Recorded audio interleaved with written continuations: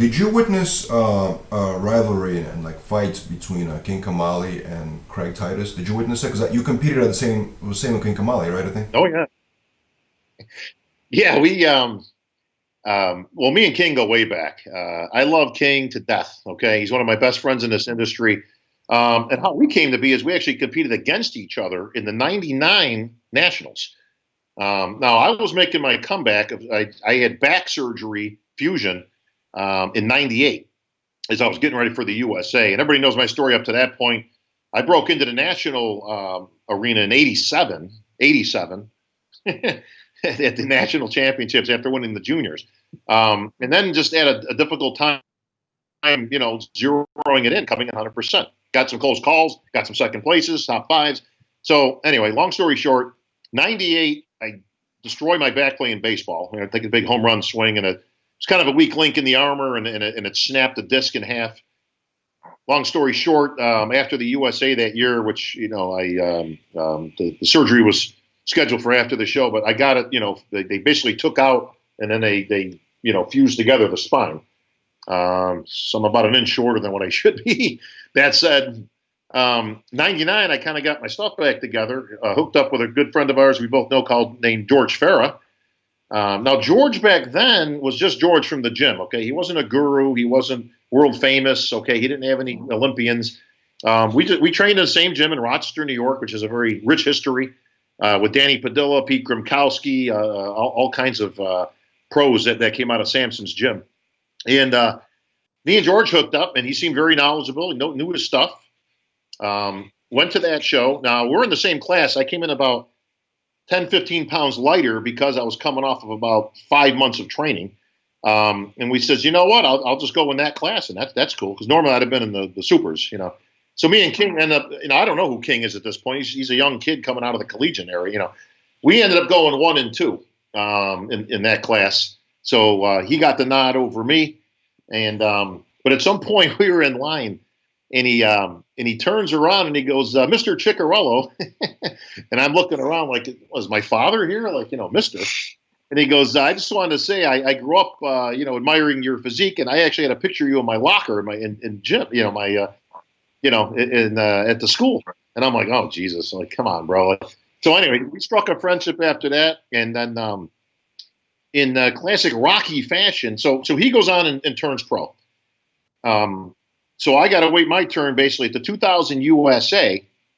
So once again, George is going to help my preps. Now we're thinking this is it. Like, if I'm going to ever do this, man, this is it.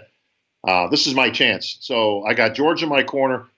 By this time, me and King are close friends. We're making all kinds of appearances at shows and things. We're having a great time because he's got the same mindset I do, which is WWE style. Let's bring some fun to this stuff. And we're ripping on people, just killing people. He didn't like Craig right off the bat. Neither did I. But that became a rivalry and all that. So, yeah, I witnessed all kinds of stuff with that, which was kind of interesting and fun at the same time. And, he was making bets out there against Lonnie Teeper that I was going to turn pro and this and that. If I didn't turn pro and win the USA, he was going to wear a dress on stage at the night of the champion, right? It was all this crazy stuff, right? But and then in a clear moment of Rockyism, he came to my room. We're at the USA, and I'm dialed in. I mean, I am one. If this doesn't do it, bro, I'm done. I can't do any better than what I'm going to bring. Okay? And he comes in. He says, "Let me take a look at you, bro." So I put my trunks on. I hit some shots, and he goes, "Are those the trunks you're going to wear?" And I go, "Yeah." And he goes, "Nah, I don't think so." Right? He says, "Hang on a second." Okay. He leaves. He comes back 2 minutes later. He's got a bag. He pulls out a pair of trunks and he throws them to me. And I go, "What's this?" And he goes, "Try these on." Right? And I put them on. Well, they're these black kind of sequin trunks that he had on when he won the Nationals. And I try them on. They fit great. They're, CJ custom, the whole thing. And he's like, he's like, "Yeah, man, we're, and they look great. I mean, they were a lot better than the ones I had." He goes, "If you're going to win, you got to look good, man. Let's get this." And, I would go on. I won the USA, turned pro, the whole thing. Just make sure to wash them before you give them back. All right. So, but yeah, he didn't like Craig, and Craig didn't like him, and I didn't like Craig, and none of us got along. No. Yeah, that was a crazy. That was because they almost fought on stage or something like that, right? Is that true? Oh yeah, yeah. They definitely had some battles on stage. My stuff with Craig was, I never really had a problem with Craig until I beat him.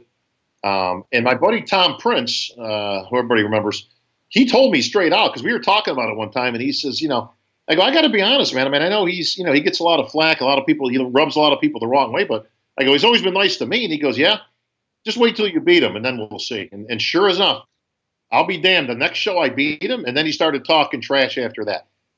Started accusing me of using synthol, all this weird stuff, and I'm like, where's he coming up? But Tom was dead on, man. As soon as I beat him, then he started trash talking. But I wasn't, listen, I'm from New York. I didn't, I didn't grow up with, you didn't talk crap unless you were willing to put up, And it came to a head at the USA that year where we were going back and forth on Get Big online.